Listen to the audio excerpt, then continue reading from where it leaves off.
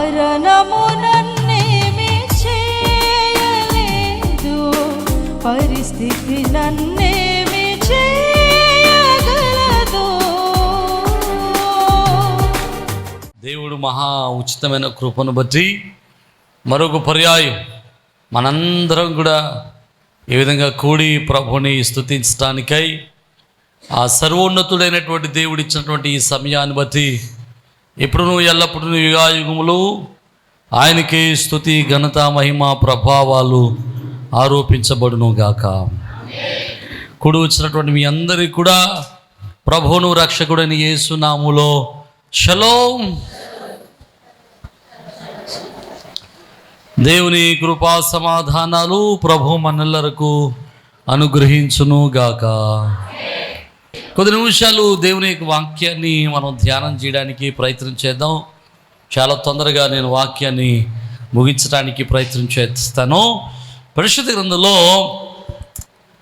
దేవుని యొక్క వాక్యంలో మహాజ్ఞాని అయినటువంటి సొలొమోను 3 గ్రంథాలు రాశాడు. ఈ 3 గ్రంథాల్లో తన వృద్ధాప్యంలో ఒక గ్రంథాన్ని రాశాడు. ఆ గ్రంథము ప్రసంగి గ్రంథం. ఈ ప్రసంగి గ్రంథంలో అంత వ్యర్థం అనుకుంటూ రాస్తూ తన జీవితంలో అతను అనుభవించినటువంటి సమస్తమైనటువంటి విషయాలను క్రోడీకరించి అక్కడ స్పష్టంగా చెప్తా ఉంటాడు. ఆ చెప్పినటువంటి అనుభవ మాటల్లో నుంచి ఈరోజు ఒక మాట మనం ధ్యానం చేయడానికి ప్రయత్నం చేద్దాం. ఒక చిన్న మాట మనం ధ్యానం చేద్దాం. చూడండి, ప్రసంగి గ్రంథం 10వ అధ్యాయం 1వ వచనాన్ని మనం చదువుదాం. బుక్కావాణి తైలంలో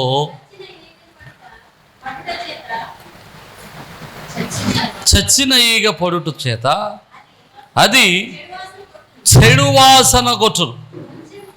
కొంచెము బుద్ధిహీనత త్రాసులో ఉంచిన ఎడల జ్ఞానమును ఘనతను తేలగొట్టును.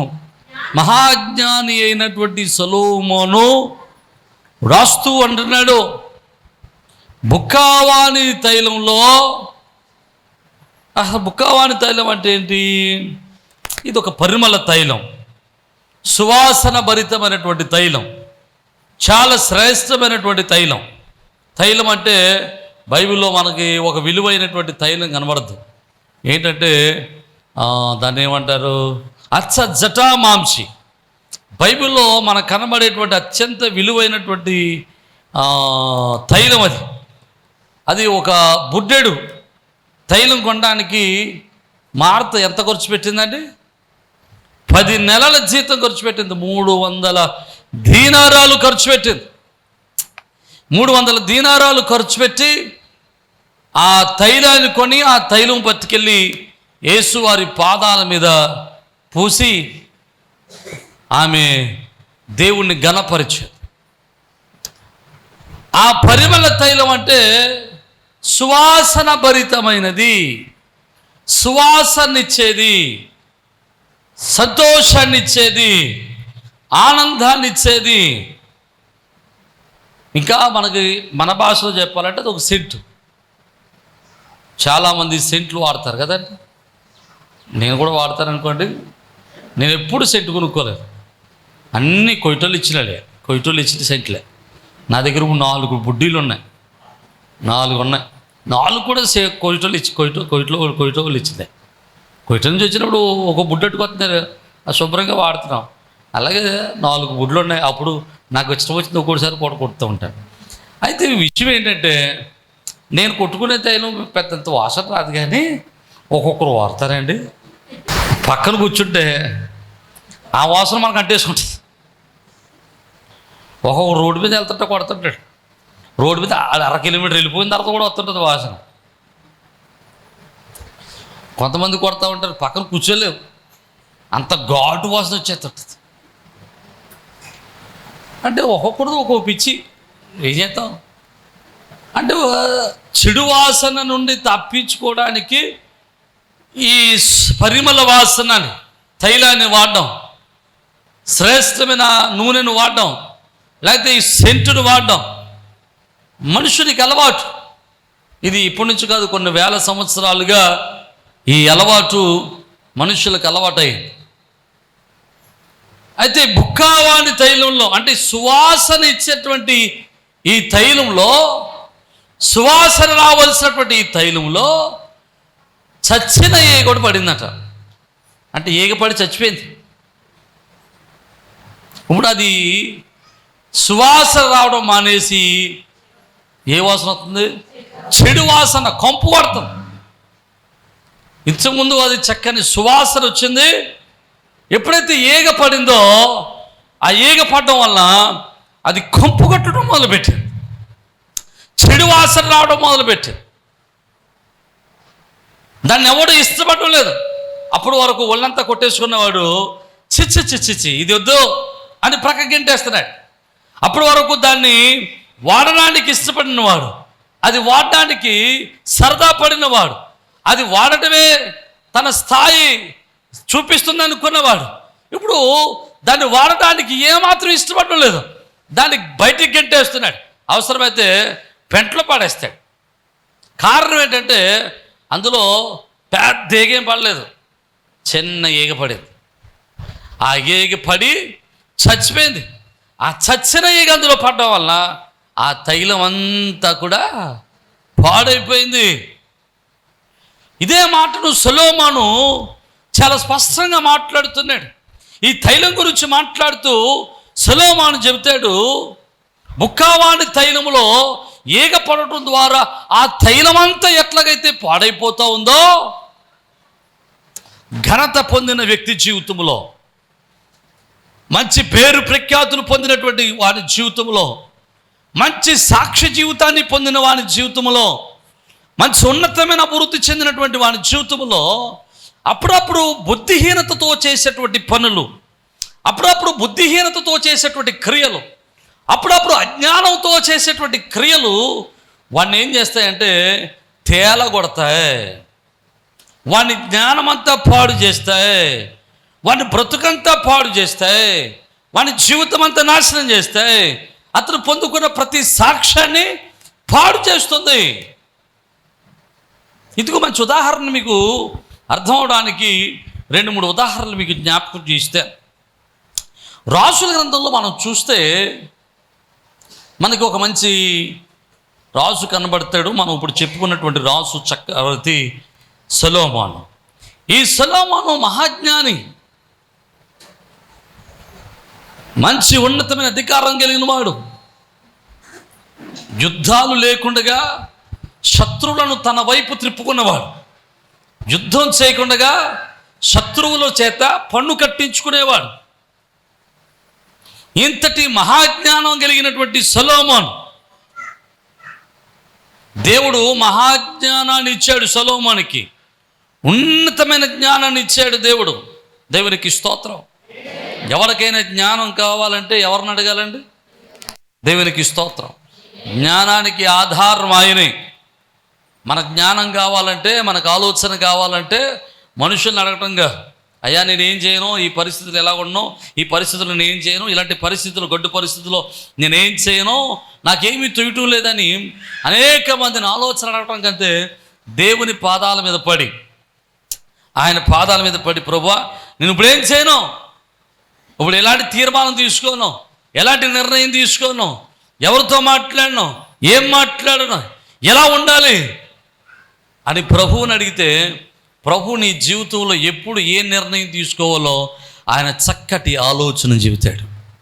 దేవునికి స్తోత్రం. హల్లెలూయా. ఆయన ఆలోచన చెప్పగలిగిన వాడు. జ్ఞానానికి ఆధారం ఆయనే, జ్ఞానానికి మూలమాయనే, ఆయనే జ్ఞానములకు కర్త. దేవునికి స్తోత్రం.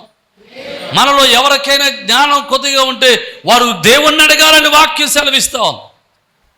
మనం ప్రభువుని జ్ఞానాన్ని అడిగితే ఆయన సొలొమోనుకి ఇచ్చినటువంటి జ్ఞానం అంత ఇవ్వకపోయినా అంతలో కొంతైనా జ్ఞానాన్ని ఇస్తాడు మనకి. మన బ్రతుకు కావలసినటువంటి జ్ఞానం, మన జీవితాన్ని నడిపించుకోవడానికి కావలసిన జ్ఞానం, మన జీవనాన్ని నడిపించుకోవడానికి కావలసిన జ్ఞానాన్ని ప్రభు ఇస్తాడు. సొలొమోనుకి మహాజ్ఞానాన్ని దేవుడు ఇచ్చాడు.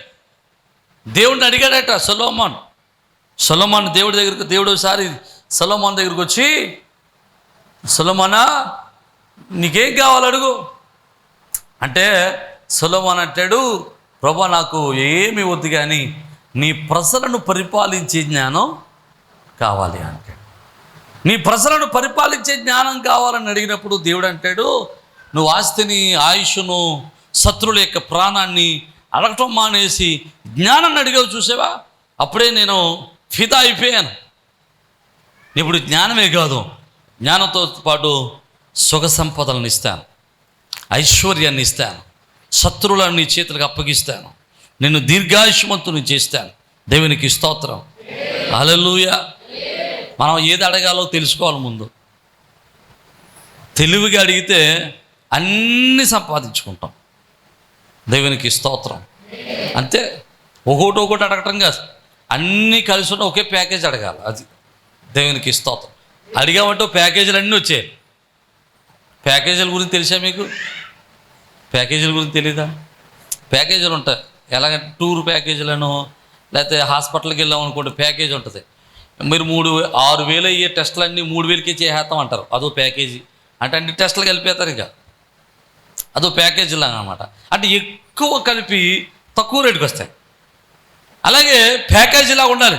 దేవుణ్ణి ఒక్క మాట అడిగాము అంటే అందులో అనేకమైన ఆశీర్వాదాలు మనం పొందేసుకోవాలి. దేవునికి ఇస్తాం. అలా తెలివిగా అడగాలి దేవుని దగ్గర. అంతేగాని ప్రభువా నాకు అది కావాలి, ఇది కావాలి, అది కావాలి, ఇది కావాలి, ఇది కావాలి అడగటంగా. అడిగితే జ్ఞానం అని అడిగితే దేవుడు సొలొమోనుకి ఐశ్వర్యాన్ని ఇచ్చాడు, అంతస్తునిచ్చాడు, ఘనతనిచ్చాడు, దీర్ఘాయుష్నిచ్చాడు. దేవునికి స్తోత్రం. సొలొమోను గొప్ప రాజుగా చేశాడు, బలవంతునిగా చేశాడు, దీవెనకర్తగా చేశాడు, అనేక రాజ్యాలకు అతన్ని విస్తరింపజేశాడు. అనేక రాజ్యాల్లో నుండి సొలొమోను మాటలు వినడానికి, సొలొమోను కట్టిన కట్టడాలు చూడడానికి, సొలొమోను కట్టిన దేవాలయాలు చూడడానికి, సొలొమోను చేత నిర్మించబడిన నగరాలు చూడడానికి అనేక మంది అనేక దేశాల్లో నుంచి, దేశ విదేశాల్లో నుంచి ప్రజలు, రాజులు అక్కడికి వస్తూ ఉండేవారు. అంతటి మహాఘనత పొందాడు మహారాజు అయినటువంటి సొలొమోను. అంతటి ఘనత పొందినటువంటి సొలొమోను తన వృద్ధాప్యం వచ్చేసరికి చూడండి, మనం చూస్తే రాజుల మొదటి గ్రంథం 11వ అధ్యాయంలో, రాజుల మొదటి గ్రంథం 11వ అధ్యాయంలో మనం చూస్తే,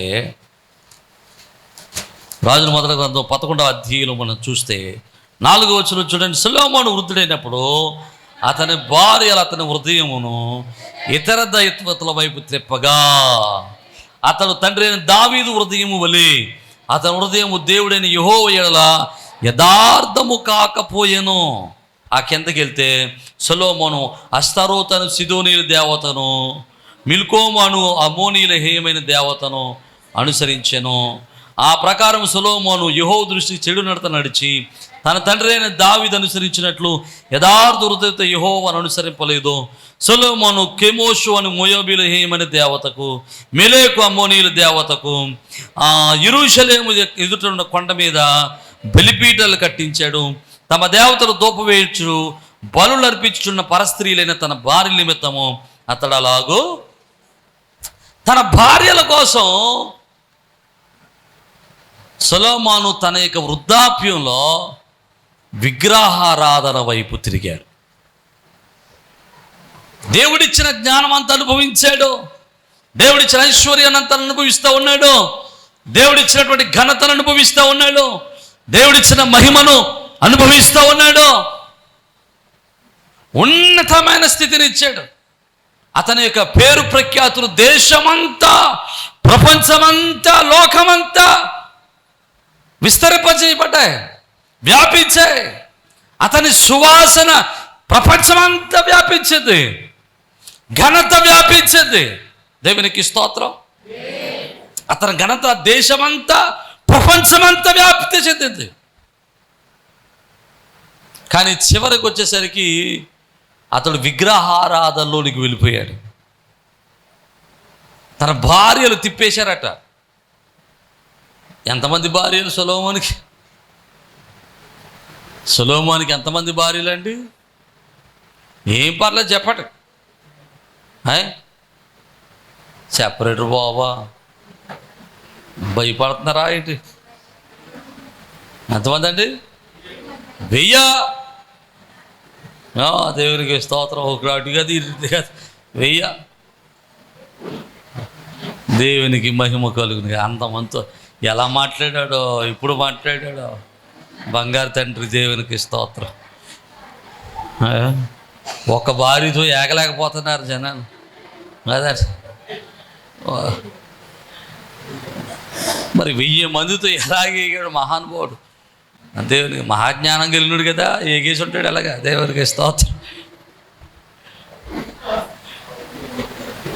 ఈ 1000 మంది భార్యలు సొలొమోనుని అన్య దేవతల వైపు తిప్పేశారట. జ్ఞానం కలిగిన వాడే, ఘనత కలిగిన వాడే, పరిమళ సువాసనగా ఉన్నవాడే. కానీ చివరి దినాల్లో విగ్రహారాధన అనేటువంటి ఒక చచ్చిన ఈగ వంటి విగ్రహారాధన సొలొమోను జీవితంలో పడడం వల్ల అతని జీవితం ఏమైందంటే కంపు కొట్టడం మొదలెట్టేది. అతని ఘనత పాడైపోయింది, అతని మహిమ పాడైపోయింది. అతని తర్వాత రాజ్యం 2 ముక్కలైపోయింది. అతని జీవితం పాడైపోయింది. చూడండి 9వ వచనంలో చూస్తే, ఇశ్రాయేలీయుల దేవుడైన యెహోవా అతనికి 2 మార్లు ప్రత్యక్షమై, దేవుడు ఏం చెప్పాడు? 2 సార్లు ప్రత్యక్షమై సొలొమోనుకి గద్దించాడు. సొలొమోను, నువ్వు చేస్తున్న పని చాలా దారుణం, నీ మనసు త్రిప్పుగా. సువాసన రావలసినటువంటి అతని జీవితం ఇప్పుడు ఏం కొడుతుంది? కంపు కొడుతుంది. సొలొమోను అంటే సొలొమోను అంత గొప్పడో లేడా? సొలొమోను అంటే దేవభక్తి కలిగిన వాడు, సొలొమోను అంటే విశ్వాసం కలిగిన వాడు, సొలొమోను అంటే దేవునికి మందిరం కట్టినాడు, సొలొమోను అంటే వచ్చేసాడు ఇచ్చేయాడని ఘనతగా చెప్పేటువంటి వారు కట్టెడు గారండి ఆ కరువుకాడి జీవితం నాశనం అయిపోయిందండి. చేశాడు కానండి మంచి పనులు, మంచి చేశాడు కానండి, చివరికి వచ్చేటడికి వాడు ఇలా నాశనం అయిపోయాడండి. ఒకసారి నేను ఫంక్షన్కి వెళ్ళాను, వినండి జాగ్రత్తగా. ఒకసారి ఫంక్షన్ చేస్తూ ఉన్నాను, నేను ఆ ఫంక్షన్ చేస్తూ ఉన్నాను. చివరిని అక్షతలు వేయడానికి అందరిని పిలుస్తాం కదా. అలా పిలిచినప్పుడు ఆ ఇంట్లో వాళ్ళు ఒక ఇద్దరిని పిలవడం మర్చిపోయారు. పిలవడం మర్చిపోతే ఆయన గొడవ పెట్టడం మొదలెట్టాడు.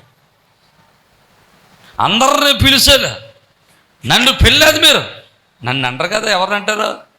ఇంట్లో వాళ్ళు అంటారు. అంటే ఇంట్లో వాళ్ళు పిల్లలేదంటే నువ్వు పిల్లలేదు కాబట్టి పాస్టర్ గారు పిల్లలేదు అంటారు.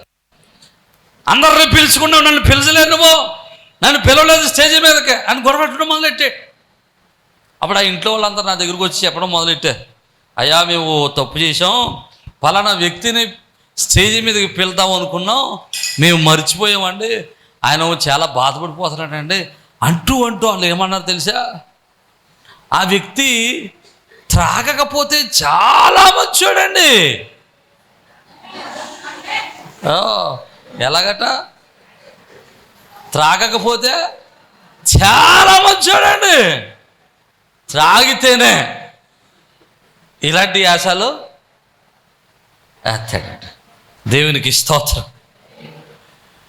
తాగకపోతే ఇలాంటి ఆశలు, తాగితే ఇలాంటి ఆశలు ఎత్తాడండి. చూడండి, అతని జీవితం మంచి పేరే ఉంది, కానీ ఆ పరిమళ వాసనలో ఓ చచ్చిన ఈగ కూడా ఉంది. ఎంత మంచి పేరు ఉంటే ఉపయోగం ఏంటి? చివరన చచ్చిన ఈగ కూడా ఆ పరిమళ తైలములో ఉండి అది కంపు కొట్టేటట్టు చేశాడు. ఆ రోజు ఫంక్షన్లో ఆ ఇంటి యజమానులకి మనశ్శాంతి లేకుండా చేశాడు. వెంటనే నేను బయలుదేరి వెళ్ళి అన్నాను ఆ వ్యక్తితో, అయ్యా వీళ్ళది తప్పేమి లేదు, ఇంటికి వాళ్ళదేమి తప్పు లేదు, తప్పు అంతా నాదే, ఏం చేస్తామని నేను మీద వేసుకున్నా. ఎందుకంటే ఆయన ఎవరో నాకు తెలియదు. అది కోపగించుకున్నా నాకు అభ్యంతరం లేదు, తిట్టుకున్నా నాకు నష్టం లేదు. కానీ ఎవరో నాకు తెలియదు కదా. కానీ ఆ ఇంట్లో ఉన్నటువంటి ఆ రిలేషన్ ఫాలో అవ్వకూడదని ఆ సమస్య నా మీద వేసుకుని, అయ్యా వీళ్ళతో తప్పేం లేదయ్యా, వాళ్ళు పిలవమని పేరు రాసి ఇచ్చారు, నేనా చీట ఎక్కడ ఆడేశాను అని చెప్పారు. ఓహో మీరా, వీళ్ళు అనుకున్నానులేండి. నడిచేటి అయితే ఆయనకి దేవుడికి స్తోత్రం. ఇంటికి బయటకు వచ్చేసి ఇంట్లోకి వచ్చేసి శుభ్రంగా స్నానం చేసేసి అప్పుడు స్టేజ్ ఎక్కాడు. దేవునికి స్తోత్రం, హల్లెలూయా. ఉంటారు కొంతమంది మంచోళ్ళే, మంచి పేరు పొందిన వాళ్ళే, మంచి ఘనత పొందిన వాళ్ళే, మంచి పరిచర్య చేసేవాళ్ళే, మంచి ఉన్నతంగా ఉండేవాళ్ళే. కానీ అప్పుడప్పుడు వాళ్ళలో ఏముంటుంది, చచ్చిన ఈగలు ఉంటాయి. ఆ చచ్చిన ఈగ ఏం చేస్తుందంటే అంతకుముందు వారు చేసినటువంటి ఘనకార్యాలన్నిటినీ లెక్క లేకుండా చేస్తాయి. అంతకుముందు అతను పొందినటువంటి ఆశీర్వాదము శాపంగా మార్చేస్తూ ఉంటాయి. అంతకుముందు వారు చేసినటువంటి మంచి పనులన్నీ లెక్కలోకి రాకుండా చేసేస్తుంటాయి. అప్పుడప్పుడు బుద్ధిహీనతతో చేసేటువంటి పనులు పరిచర్య చేస్తారు. చాలామంది మంచి పరిచర్య చేస్తారు, ఉన్నతమైన పరిచర్య చేస్తారు, ఘనమైన పరిచర్య చేస్తారు. కానీ ఆఖరికి వచ్చేసరికి ఇదిగో ఫాస్ట్ గారు నన్ను ఎంత కష్టపడ్డాను, నాకు చప్పట్లు కొట్టించలేదు అందుకు కోపగించుకుని వెళ్ళిపోతాడు. ఇప్పుడు చేసేదంతా ఏమైపోతే వృధా. ఆ చిన్న చప్పట్ల కోసం చేసిన పని అందరూ తిట్టుకుంటారు కదా, పొగడాల్సిన నోరుతో అందరూ తిట్టుకుంటారు. ప్రియమైన దేవుని బిడ్డలు జాగ్రత్తగా వినండి. మంచి తైలము వంటి జీవితాన్ని, తైలము వంటి బ్రతుకుని, తైలము వంటి ఆశీర్వాదకర జీవితాన్ని చాలామంది చచ్చిన ఈగ వంటి క్రియల చేత పాడు చేసుకుంటూ ఉంటారు. కయ్యను మీకు తెలుసు కదండి, కయ్యను యాబేలు ఎవరి పిల్లలలో? ఆదాము అవ్వల పిల్లలు. ఫస్ట్ గుండా భూమి మీద పుట్టినోడు ఎవడైనా ఉన్నాడంటే కయ్యను. పుట్టినవాడు కయ్యను, ఫస్ట్ గుండా పుట్టినాడు కయ్యను. తండ్రి దగ్గర అన్ని పాఠాలు నేర్చుకున్నవాడు కయ్యను. తండ్రి దగ్గర నుంచి దేవునికి కానుకలు ఇవ్వటం నేర్చుకున్నవాడు కయ్యను. ఆది నుండి దేవునికి కానుకలు ఇచ్చే అలవాటు ఉందండి. ఆదిలో కూడా దేవుడు మరి ఆదాము కానుకలు ఇచ్చేది లేదు, రాయలేదు. కానీ ఆదాము ఇచ్చేవంటాడు. ఆదాము ఇచ్చి ఉండకపోతే ఆదాము కయ్యను ఇచ్చేవాడు కాదు. కయ్యనికి అలవాటు ఎక్కడ వచ్చేది? ఆదాము నేర్పుంటాడు. కయ్యనికి ఆదాము నేర్పాడు. కయ్యను తెచ్చిన తర్వాత అర్పణ ఎవరు తెచ్చారు? ఏబేలు తెచ్చాడు. అన్నిటిలో ముందుండవలసిన వాడు, అన్నిటిలో శ్రేష్ఠుడు, బలపరచబడినవాడు, నడిపించబడినవాడు, శ్రేష్ఠత్వాన్ని పొందుకున్నవాడు, జ్యేష్ఠత్వాన్ని పొందుకున్నవాడు.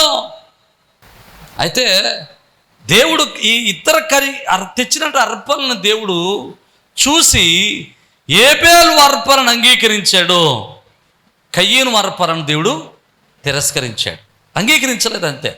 అంతేగాని కయ్యను దేవుడు శపించలేదు. వినండి, దేవుడు కయ్యనని శపించలేదు, ఏబేలు దీవించాడు. ఎప్పుడైతే ఏబేలు దీవించబడ్డాడో కయ్యనుకి కడుపులో మంట. కొనీడు అప్పుడు తప్పు చేశాడు. ఆ మర్నాడు మరలా మంచి అర్పణ తెచ్చుంటే దేవుడు మరలా అతను దీవించేవాడేమో కదా. ఇప్పుడు తప్పు చేశాడు, మరలా ఆ తప్పును సరి చేసుకుని తన బ్రతుకును సరి చేసుకుని దేవుడి వైపు తిరుగుంటే దేవుడు అతను కరికరించేవాడు కదా. కానీ ఇలా చేయడం మానేసి ఏం చేశాడు? ఏబేలు మీద కక్ష పెంచుకున్నాడు, ఏబేలు మీద ఈర్ష పెంచుకున్నాడు, స్వార్థాన్ని పెంచుకున్నాడు. ఆ కక్ష, ఆ స్వార్థం అనేటువంటి చచ్చిన ఈగ వంటి ఆ గుణం అతన్ని ఏం చేసిందో తెలుసా? నరహంతకుడిని చేసేది, ఏబేలుడు చంపేటట్టు చేసేది. ఏబేలు చెప్పడమే కాదు, అతడు శాపభరితుడిగా మారేటట్లు చేసేది. నా మాటలు అర్థమైతే దేవునికి స్తోత్రం. మంచివాడే, మొదటివాడే, ఘనుడే, శ్రేష్టమైన వాడే. కానీ అతని జీవితంలో వచ్చినటువంటి ఈర్ష్య అనేటువంటి ఆ చచ్చిన ఈగ వంటి ఆలోచన, స్వార్థం అనేటువంటి ఆ చచ్చిన ఈగ వంటి ఆలోచన అతని పరిమళ వాసన వంటి జీవితాన్ని ఏం చేసిందండి? శాపభరితంగా మార్చేసేది. ఈరోజు నన్ను మాట చెప్పనమండి, చాలామంది జీవితాల్లో, చాలామంది కుటుంబాల్లో, చాలామంది జీవిత ప్రయాణాల్లో అన్ని మంచి పనులే చేస్తారు, కానీ కొన్నిసార్లు స్వార్థపూరితంగా ఆలోచిస్తారు. నాకు తెలిసినటువంటి ఒక కుటుంబం ఉందండి, మంచోళ్ళు కడుపులో తీసి పెడతారు. అంత మంచోళ్ళు, కడుపులో తీసి పెట్టే అంత మంచోళ్ళు, చాలా మంచోళ్ళు. కానీ వాళ్ళకు చచ్చిన ఈగ ఉంది. ఏంటి తెలుసా? వాళ్ళు ఏదైనా కడుపు నిండా తీసి పెడతారు, కానీ ఎదరుడు బాగుంటూ ఊర్చుకోరు. ఎదరుడు ఓర్చుంటే అస్సలు ఓర్చుకోరు. వీళ్ళ పిల్లలే బాగుండాలి, వీళ్ళ పిల్లలు ఉన్నతంగా ఉండాలి, వీళ్ళ పిల్లలే చదువుకోవాలి, వీళ్ళ పిల్లలే పాస్ అవ్వాలి. ఎదరు పిల్లడికి ఎవరికైనా 2 మార్కులు ఎక్కువ వచ్చాయనుకో, వచ్చేసాయనికి ఆడతా దేవునికి, నువ్వు పాస్ అయిపోయావా? నువ్వు పాస్ అయిపోవడం అర్థం ఏంటి? నువ్వు ఫెయిల్ అయిపోవాలిరా, ఉపయోగం ఏంటి? ఎంత మంచి లక్షణం ఉంటే ఉపయోగం? చచ్చనేగ వంటి ఆ యొక్క లక్షణం వాళ్ళు ఈర్ష్యపడేటట్టు చేస్తుంది, సమాజంలో పేరు లేకుండా చేస్తుంది, సమాజంలో గుర్తింపు లేకుండా చేస్తూ ఉంది. ఈరోజు మన జీవితాల్లో కూడా ఈర్ష్య ఒకవేళ చచ్చని ఈగలాగా మనకు పరిమళ వాసనగా ఉండవలసిన మనము, సువాసనగా ఉండవలసిన మన జీవితాన్ని కంపు కొట్టేటట్టు చేస్తుందేమో. ఎఫెసీయులకు రాసిన పత్రిక 5వ అధ్యాయం 2వ వచనంలో మనం చూస్తే, ఎఫెసీయులకు రాసిన పత్రిక 5వ అధ్యాయం 2వ వచనంలో ఒకసారి చదువుదాం చూడండి. ఒక చక్కటి మాట ఉంటుంది అక్కడ. ఎఫెసీయులకు రాసిన పత్రిక 5వ అధ్యాయం 2వ వచనం, క్రీస్తు మిమ్మల్ని ప్రేమించి పరిమళ వాసనగా ఉండుటకు మన కొరకు ఆయన తను అర్పణగా చేసుకున్నాడు. పరిమళ వాసనగా ఉండటానికి, మనమందరం అంటే పరిమళ వాసనగా ఉండటానికి ఆయన తను అర్పించుకున్నాడట, మనల్ని విలువ పెట్టుకున్నాడట. దేవునికి స్తోత్రం చెబుదాం. హల్లెలూయా. క్రైస్తవుడు అంటే ఎవరో? పరిమళ వాసన వంటివాడు, పరిమళ తైలము వంటివాడు. పరిమళ వాసనగా ఉండడానికి, మనము సువార్త అనే వాసన రావడానికి, సాక్ష్యం అనే వాసన రావడానికి, ఆశీర్వాదం అనే వాసన రావడానికి, మంచి విశ్వాసం అనే వాసన రావడానికి దేవుడు మనల్ని ఎన్నుకున్నాడు. మనం ఎక్కడైనా కూర్చుంటే ఏ వాసన రావాలంటే సువాసన రావాలి. దేవునికి స్తోత్రం. పాస్టర్ గారు ఎక్కడ కూర్చున్న వాసన రావాలన్నారని చెప్పి కొయిటా సెంట్లన్నీ అన్నీ కొట్టేసుకోకండి, అన్నీ కలిపి దరిద్రమైన కోల్పోతుంది. ఆ వాసన కాదు. ఎవరైనా నీతో మాట్లాడితే మరలా మాట్లాడాలనిపించాలి. ఎవరైనా నీ దగ్గర కూర్చొని నీతో పని చేస్తే మరలా నీ దగ్గరకు వచ్చి పని చేయాలి అనిపించాలి. దేవునికి స్తోత్రం. నీ వాసన ఎట్లా ఉండాలంటే, కుటుంబంలో కానివ్వండి, సమాజంలో కానివ్వండి, నీ చేత అనేక మంది నిన్ను మార్గదర్శకులుగా చేసుకోవాలి. నిన్ను చూసి అనేక మంది నేర్చుకునేవాడిగా ఉండాలి. నిన్ను చూసి అనేక మంది బలపరచబడేటట్లు ఉండాలి. దేవునికి స్తోత్రం చెబుదాం. హల్లెలూయా. పరిమళ వాసనగా ఉండాలా, అనేక మందికి దీవెనకరంగా ఉండాలా. మరి అనేక మందికి దీవెనకరంగా ఉండవలసినటువంటి మనము ఏమైపోతున్నాం తెలుసా? నిర్జీవ క్రియల చేత. చూడండి, పరిశుద్ధ గ్రంథంలో ఒక మాట ఉంటుంది చూడండి. హెబ్రీయులకు రాసిన పత్రిక 9వ అధ్యాయం 14వ వచనంలో చూస్తే అక్కడ చక్కటి మాట ఉంటుంది చూడండి. హెబ్రీయులకు రాసిన పత్రిక 9వ అధ్యాయం 14వ వచనం. అమ్మా, నిత్యుడగు ఆత్మ ద్వారా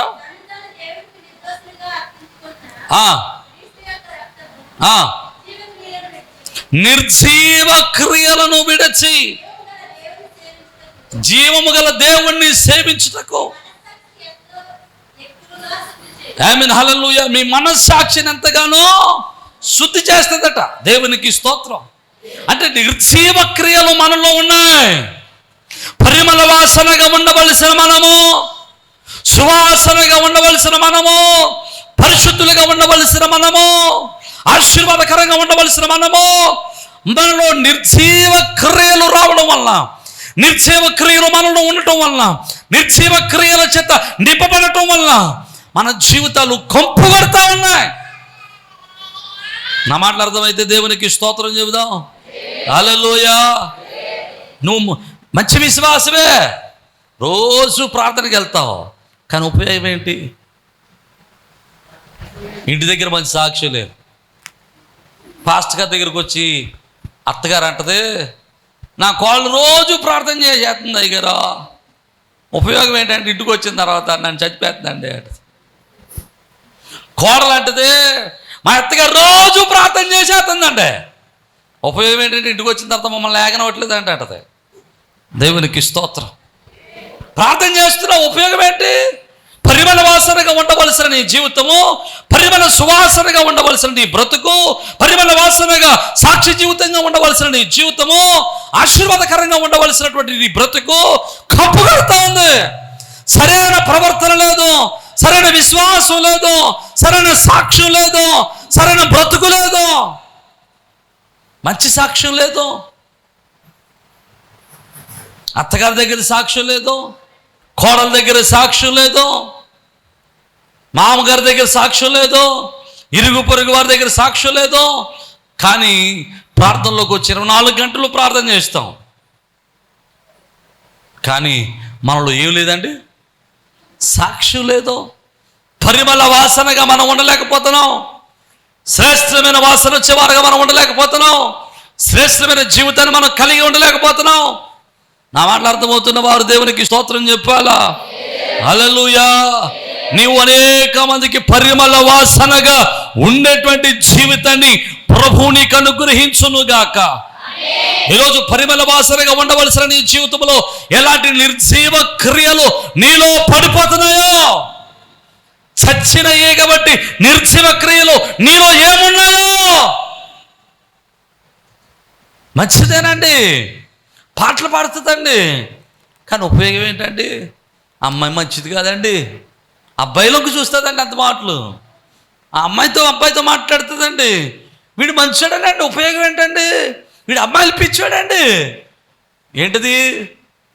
చచ్చినా ఇక నువ్వెంత మంచోడివైనా ఈ చిన్న బుద్ధిహీనత, ఈ చిన్న బుద్ధిహీన కార్యము, ఈ అజ్ఞాన కార్యము, ఈ శారీరకమైన కార్యము, నువ్వెంత మంచోడివైనా సరే, ఎంత మంచోడివైనా సరే దాన్ని తేల కొట్టేస్తుంది. అదేమి గుర్తులోకి రావో. నువ్వెంత మంచోడివైనా గుర్తులోకి రావో, నువ్వెంత గొప్ప కార్యాలు చేసినా గుర్తురావులోకి రావో, నువ్వెంత గొప్ప పని చేసినా గుర్తులోకి రావో. నువ్వు చేసిన చిన్న తప్పిదాలే ఆ యొక్క పెద్ద కార్యాలను ఏం చేస్తాయి? పాడు చేస్తాయి.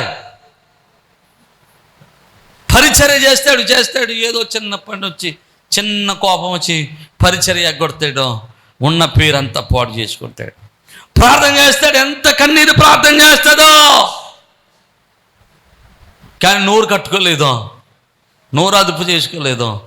అనవసరంగా ప్రార్థన జీవితం అంతా ఏమైపోద్ది? ఎందుకు వచ్చిన ప్రార్థన అంటే అంటది. ప్రార్థన చేసేవారు బూతులు తిడుతున్నారు అనుకోండి, ఏమంటారు చెప్పండి? ఎందుకు వచ్చిన ప్రార్థన అంటే దానికి ఎందుకు వచ్చిన ప్రార్థన? దాన్ని నోరేంటి తినమైంది ఏంటండి? ప్రార్థన చేత వద్ద దేవుడు అంటే నువ్వు ఎంత ప్రార్థన చేసినా ఆ నోటంట వచ్చినటువంటి చిన్న భూతు వలన నీ ప్రార్థన జీవితం అంతా పాడైపోయింది. నీ జీవితం అంతా పాడైపోయింది. ఇప్పటి వరకు చేసిన పరిచర్య అంతా పాడైపోయింది. నువ్వు కట్టుకున్న జీవితం అంతా పాడైపోయింది. నువ్వు నిలబెట్టుకున్న బ్రతుకంతా పాడైపోయింది. ఒకవేళ ఈరోజు మీ జీవితంలో ఒకవేళ నిర్జీవమైన క్రియలు, బుద్ధిహీనమైనటువంటి క్రియలు ఏవైనా మీలో ఉన్నాయేమో, ఏవైనా మిమ్మల్ని పాడు చేస్తున్నాయేమో, మీ సాక్ష్యాన్ని పాడు చేస్తున్నాయేమో, మీ పరిమళ వాసనను పాడు చేస్తున్నాయేమో, మీ బ్రతుకును పాడు చేస్తున్నాయేమో, మీ నమ్మకత్వాన్ని పాడు చేస్తున్నాయేమో, మీరు పొందుకున్న సాక్ష్యాన్ని పాడు చేస్తున్నాయేమో. ఈరోజు ఒక్కసారి మీ బ్రతుకును సరి చేసుకుంటూ మీ జీవితాన్ని ప్రభువుకు అప్పగించి, ప్రభువా నాలో చచ్చిన ఈగ వంటి నిర్జీవమైన క్రియలు ఏమైనా ఉన్నాయేమో వాటిని తొలగించుకునే మనస్సు నాకు దయచేయమని ప్రార్థన చేస్తే ఖచ్చితంగా ఈరోజు నీ జీవితాన్ని ఆయన నిలబెట్టుటకు సమర్థుడు. హల్లెలూయా, హల్లెలూయా. ఒకవేళ నీ జీవితంలో ఒకవేళ ఇప్పటికే ఏదైనా చెడు అలవాట్లు నీలో ఉన్నాయేమో, నీ జీవితాన్ని పాడు చేసే అలవాట్లు నీలో ఉన్నాయేమో, నీ మంచితనాన్ని పాడు చేసే అలవాట్లు నీలో ఉన్నాయేమో, నీ ప్రవర్తన పాడు చేసే అలవాట్లు ఉన్నాయేమో, నీ ఘనతను పాడు చేసే అలవాట్లు నీలో ఉన్నాయేమో, ఎవరికి తెలియదు అనుకున్నామేమో. ఇప్పటికైనా మారు మనసు పొంది ఆ నిర్జీవ క్రియల నుండి నువ్వు మారు మనసు పొందితే దేవుడు నీ సాక్ష్యాన్ని నిలబెట్టబోతున్నాడు, నీ పరిస్థితిని మార్చబోతున్నాడు, నీ బ్రతుకును మార్చబోతున్నాడు, నీ స్థితిని ఆయన స్థిరపరచబోతున్నాడు. నమ్మిన వారు దేవునికి స్తోత్రం చెబుదాం. హల్లెలూయా, హల్లెలూయా. ఒకవేళ మనలో అసూయ, ద్వేషము, కపటము, వేషధారణ, కలహము, లోక స్నేహము, తిండి, మత్తు, జారత్వము, ఇలాంటి ఏమైనా ఈగల్లాంటి చచ్చిన ఈగల్లాంటివి మనలో ఉన్నాయేమో వాటిని తీసేసుకొని వాటిని పారవేసుకుని పరిమళ వాసనగా మనం బ్రతుకుదుముగాక. హల్లెలూయా. స్వార్థాన్ని విడిచిపెట్టండి, ఈర్ష్యను విడిచిపెట్టండి, అనాలోచితమైన క్రియలను విడిచిపెట్టండి, అపవిత్రతను విడిచిపెట్టండి. మీ జీవితాల్ని ఆశీర్వాదకరంగా మార్చుకోనండి, మీ నోరుని కట్టుకోనండి, మీ జీవితాలు బాగు చేసుకోనండి, మీ సాక్ష్యాలు బాగు చేసుకోనండి. పరిమళ వాసనగా అనేక మందికి దీవెనకరమైన వార్తలుగా, అనేక మందికి దీవెనకరమైనటువంటి ప్రజలుగా మీరు జీవించడానికి ప్రయత్నం చేయండి. అలాంటి పరిమళ వాసనగా ప్రభు మిమ్మలను స్థిరపరిచి నడిపించును గాక.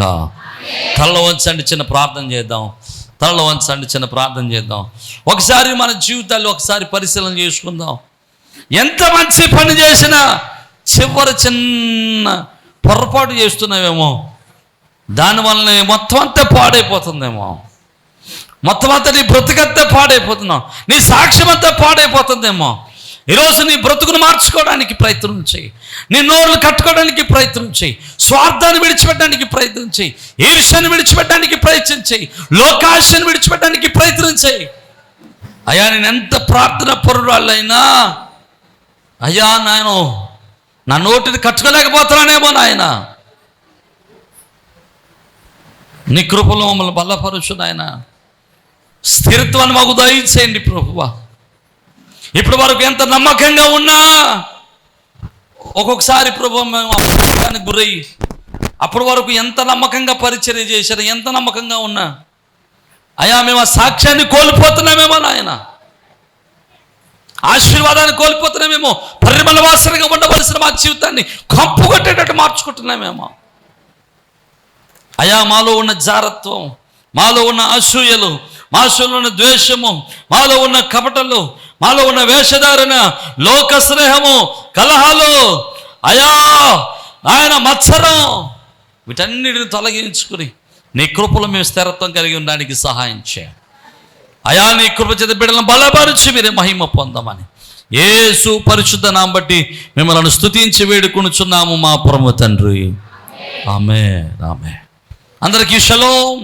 ప్రభునందు ప్రియ సజీవ స్వరం అనేటువంటి యొక్క వర్తమానాన్ని వింటున్నటువంటి మీ అందరికీ ప్రభునామమును బట్టి శుభాలు. మీ గృహాలలో మీతో కలిసి ఈ విధంగా ప్రభువును ఆరాధించడానికి ప్రభు ఇచ్చిన సమయాన్ని బట్టి ప్రభువుని స్తుతిస్తూ ఉన్నాను. ప్రతిదినం మీరు వీక్షిస్తున్న ఈ వర్తమానాలను బట్టి మీరు ఆశీర్వదింపబడుతున్నారని మేమెంతగానో ప్రభునందు ఆనందిస్తూ ప్రభువును స్తుతిస్తూ ఉన్నాం.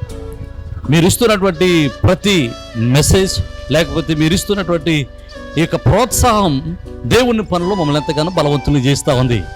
కనుక మీరు ఈ వర్తమానాల చేత ఆశీర్వదింపబడుతున్నట్లయితే ఇంకా అనేక మందికి ఈ వర్తమానాల్ని పరిచయం చేయండి.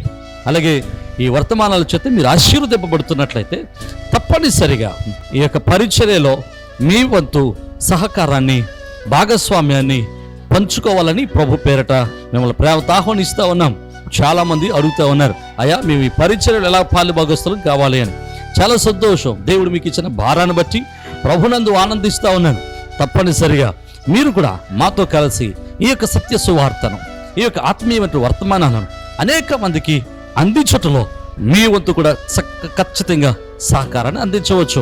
కనుక ఈ స్క్రీన్ మీద కనబడుతున్న నెంబర్లకి ఖచ్చితంగా ఫోన్ చేయండి. తగినటువంటి ఆలోచనలు, సలహాలు, ఎలాగో మీరు ఈ పరిచర్యలో బాల్య భాగస్తులు కాగలరో మేము మీకు తెలియపరుస్తాం.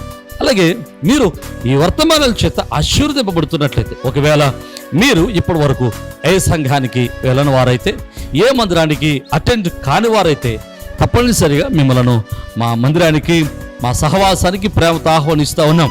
చక్కని అపోస్తుల యొక్క బోధ, ఆత్మీయమైనటువంటి ఆరాధన, ప్రేమతో కూడినటువంటి సహవాసము, చక్కని ప్రేమతో కూడినటువంటి ఆదరణ సంఘాల్లో సంఘం ద్వారా పొందడానికి మిమ్మల్ని ప్రేమతో ఆహ్వానిస్తూ ఉన్నాం.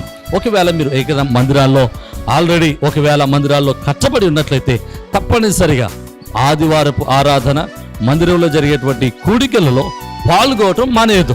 తప్పనిసరిగా మీ మందిరాల్లో బలవంతులై, శ్రేష్ఠులై, దేవుని పనులు బలవంతులుగా ఎదగాలని మిమ్మల్ని ప్రేమతో ఆహ్వానిస్తున్నాం. ఒకవేళ ఎక్కడా మీరు పరిచర్యలో, ఏ పరిచర్యకు, ఏ సహవాసానికి ఒకవేళ మీరు అట్టుకట్టి ఉండకపోతే, ఏ సహవాసంలో మీరు పాలుభాగస్తులుగా ఉండకపోతే తప్పనిసరిగా మిమ్మల్ని ప్రేమతో ఆహ్వానిస్తూ ఉన్నాం. మన పరిచర్యల ద్వారా ఇంకా అనేకమైనటువంటి పరిచర్యలు జరుగుతూ ఉన్నాయి. ప్రతి నెల అనాథల పరిచర్య చేస్తూ ఉన్నాం. ఈ అనాథల పరిచర్యలో చాలామంది యవన బిడ్డలు తమ యవన కాలంలో తమ యొక్క భర్తలను కోల్పోయిన వారు ఉన్నారు. అలాగే చిన్న చిన్న పిల్లలు పెట్టుకుని వారు పోషిస్తున్న వారు ఉన్నారు. వారిని పోషించడానికి దేవుడు మాకు ఇచ్చినటువంటి ఆలోచన బట్టి ప్రతి నెల కొంత సహాయాన్ని చేస్తున్నాం. ఇంకా ఆ సహాయాన్ని అనేక మందికి పంచాలని ఆశపడుతూ ఉన్నాం. ఇలాంటి దేవుని పరిచర్యలో మీరు కూడా మీ యొక్క సహకారాన్ని ప్రేమతో అందించవచ్చు. అలాగే ప్రతి నెల సెకండ్ సాటర్డే మన మందిరంలో చిన్న పిల్లల ప్రోగ్రాం జరుగుతుంది. ఇది ప్రతి నెల జరుగుతూ ఉంది. మీరు కూడా మీ పిల్లలు దేవునిలో ఆత్మీయంగా బలపడాలని ఆశపడితే తప్పనిసరిగా మీ పిల్లల్ని ఆ యొక్క చిన్నపిల్లల ప్రోగ్రానికి, కింగ్డమ్ చిల్డ్రన్స్ అనేటువంటి ప్రోగ్రానికి మీ పిల్లలు కూడా ప్రోత్సహించండి. తప్పనిసరిగా పంపించండి. ఉదయం 9 గంటల నుంచి 4 గంటల వరకు చక్కని పాటలు, చక్కని కథలు, చక్కని ఆరాధన, దైవభక్తి, అలాగే విశ్వాసంలో వారిని బలపరచడానికి ఎంతో మేము తోడ్పడుతూ ఉన్నాం, వారిని బలపరుస్తూ ఉన్నాం. అది మీ పిల్లలకు ఆత్మీయంగా బలపడడానికి, విశ్వాసాలు బలపడడానికి ఎంతగానో దోహదం చేస్తూ ఉంది. తప్పనిసరిగా ఈ పరిచర్యలో మీరు కూడా పాలుభాగస్తులై ఉండాలని ప్రభు పేరిట మనం చేస్తున్నాం. అలాగే ఇండియా ప్రేయర్ లీగ్ అనేటువంటి ఒక ప్రార్థనా సహవాసాన్ని నడిపిస్తూ ఉన్నాం. మిమ్మల్ని కూడా ప్రేమతో ప్రార్థనా సహవాసంలోనికి ప్రేమతో ఆహ్వానిస్తూ ఉన్నాం. తప్పనిసరిగా మీరు ఫోన్ చేయండి, తగిన విషయాలన్నీ మీతో పంచుకుంటా. అలాగే మీరు ఒకవేళ యూట్యూబ్ ద్వారా వాక్యాన్ని విన్నట్లయితే, ఒకవేళ ఈ వాక్యం ద్వారా, ఈ వర్తమానాల ద్వారా మీరు ఆశీర్వదింపబడిన వారైతే ఖచ్చితంగా ఈ యొక్క వర్తమానాలు అనేక మందికి పరిచయం చేయండి. ఈ యొక్క వర్తమానాలని మీరు అనేక మందికి పరిచయం చేసి ఈ యొక్క పరిచర్యలో మీరు కూడా తప్పనిసరిగా పాలుభాగస్తులు కావాలని, పరిచర్యలో మీరు కూడా తప్పనిసరిగా చేతులు కలిపి దేవుని యొక్క రాజ్య వ్యాప్తిలో ప్రయాసలో మీరు కూడా మాతో కలిసి రావాలని ప్రేమతో ఆహ్వానిస్తూ ఉన్నాం. ఒకవేళ మీరు రావాలనుకుంటే తప్పనిసరిగా మీ విషయాలు మాకు తెలియపరచండి. మీ కొరకు, మీ కుటుంబాల కొరకు, మీ బిడ్డల కొరకు మేము అనునిత్యం ప్రార్థన చేస్తున్నాం. ప్రభు కృప మీకును, మీ కుటుంబాలకును, మీ బిడ్డలకును ఎలా తోడే ఉండి మిమ్మల్ని స్థిరపరిచి ఆదరించును గాక. ఆమేన్.